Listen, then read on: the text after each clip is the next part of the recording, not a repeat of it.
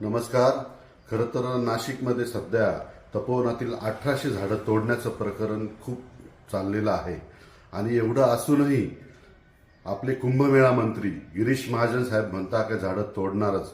खरं तर एवढी गुमराई, एवढा माज त्यांना कुठून आलाय हे काही आपल्याला कळत नाही. मात्र नाशिककरांनो, आपल्याला जागं होऊन एकत्र होऊन याला विरोध करावा लागणार आहे.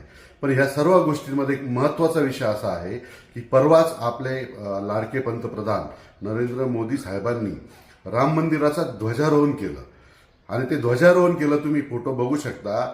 त्या ध्वजावर, त्या झेंड्यावर झाडाचं चिन्ह टाकलेलं आहे.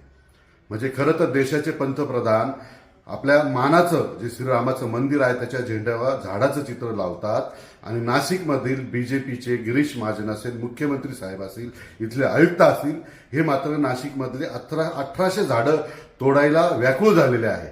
खरं तर याच्यामागे काहीतरी गौड बंगल आहे. पण मित्रांनो, जर मोदीजी जर एवढं मोठं काम करू शकता तर नक्कीच गिरीश महाजन आणि मुख्यमंत्री साहेबांना, फडणवीस साहेबांना विनंती करतो की नाशिकमधले 1800 झाडं तोडले नाही पाहिजे, एवढं तुम्ही काळजी घ्या.